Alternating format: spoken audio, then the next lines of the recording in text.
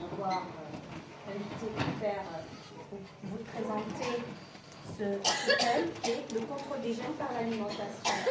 On peut également donc parler de nutrigénomie, de nutrigénétique et donc vous allez voir de nutrition personnalisée qui est la médecine de demain. Donc, on va commencer donc de la nutrition à la nutrigénétique. Donc, l'avènement du 21e siècle a été marqué par un bond considérable dans la connaissance du patrimoine génétique humain. En effet, le décryptage complet du génome humain.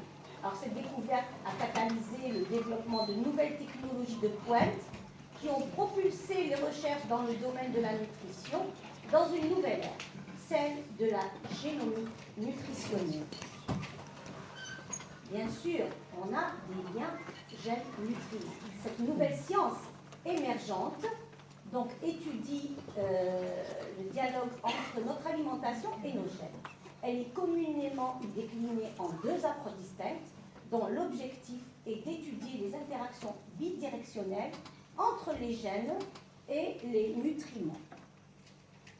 Alors, d'abord, le premier volet, c'est la nutrigénomie, donc qui étudie les effets des nutriments sur le génome dans son ensemble et sur les changements métaboliques qui en découlent, y compris leur impact sur la santé.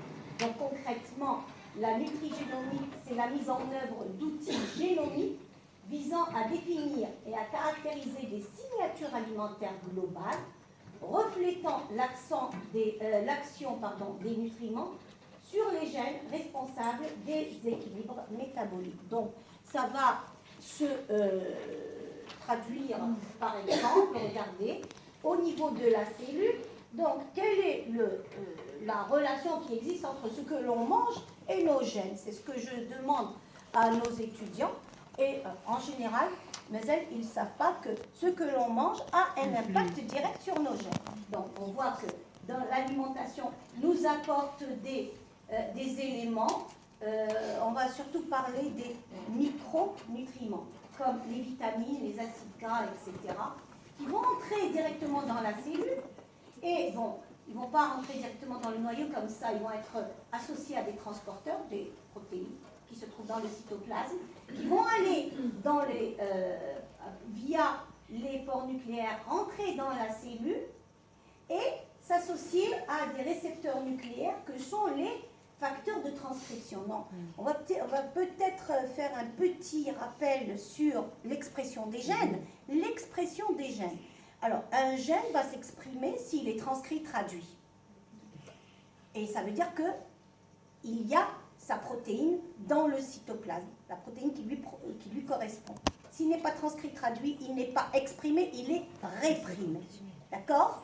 Et pour qu'il soit exprimé, et qui c'est qui fait la transcription? C'est l'ARN polymérase et les facteurs de transcription. S'ils ne sont pas là, ben, il n'y aura pas d'expression. On va tabler là-dessus.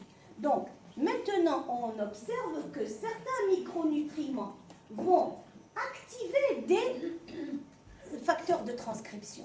Sans eux, eh bien, il n'y aura pas de transcription, donc pas d'expression.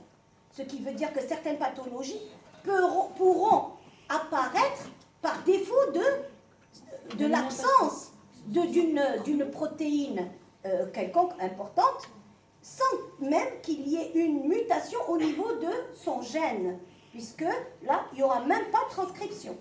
D'accord? Donc, ça c'était la nutrigénomique, donc l'action des nutriments sur notre génome. L'autre volet de la nutrition génétique, c'est la nutrigénétique. Quant à elle, elle vise à déterminer les bases héréditaires responsables de la variabilité des réponses individuelles à certains nutriments. Cette variabilité, donc, elle influence également la prédisposition à certaines maladies. C'est-à-dire que nous ne sommes pas tous égaux devant la nutrition, devant certains aliments. Il y en a certains, par exemple, vont développer des allergies par rapport à un nutriment. Quand il va être pris, consommé par quelqu'un d'autre, il n'y aura pas d'allergie. Donc, quelle est la différence? C'est notre génome. Nous sommes différents par rapport à notre génome. Une infime partie, quelques petits polymorphismes qui vont faire toute la différence. Donc, grosso modo, on voit bien que la génomique nutritionnelle se décline selon deux volets. La nutri-génomique, c'est l'effet de l'alimentation sur les gènes, comme on a vu d'abord, et puis la nutri-génétique, donc c'est les conséquences des différences génétiques entre les individus. Alors, les liens entre nos gènes et les aliments. L'étude des interactions entre nutriments et gènes doit faire face à une complexité engendrée d'abord par la diversité génétique entre les êtres humains et les innombrables mécanismes métaboliques avec lesquels il est possible d'interférer, ainsi que la complexité de l'alimentation. C'est pas aussi simple que ça. On va voir. Donc on va parler là des différentes sciences en omique qui ont émergé ces derniers temps. Donc on va voir que l'alimentation, elle va donc avoir un impact à différents niveaux de notre organisme, selon sa qualité nutritionnelle et selon sa qualité préparative, c'est-à-dire, attention, les processus industriels dont vient de parler Madame Edaïkra, préparation culinaire. Attention à la préparation culinaire. L'aliment, quand on le consomme cru, c'est pas comme quand on le consomme frit, à très haute température, c'est pas comme quand on le consomme à une cuisson douce, c'est-à-dire à la vapeur, etc. C'est très différent. Donc tout ça va avoir un impact à différents niveaux de notre organisme. D'abord sur l'ADN. Bien, au niveau de l'ADN, quels sont les nutriments qui vont avoir un impact direct? C'est les folates, vitamine B9, la méthionine, choline et vitamines. Les étudiants, ils vont s'en rappeler, parce que ils vont avoir un impact direct sur l'ADN, et donc possibilité de provoquer des mutations, des modifications épigénétiques, on va en parler tout à l'heure. Par contre, les acides gras, rétinoïdes, vitamine D3 et le zinc, par exemple,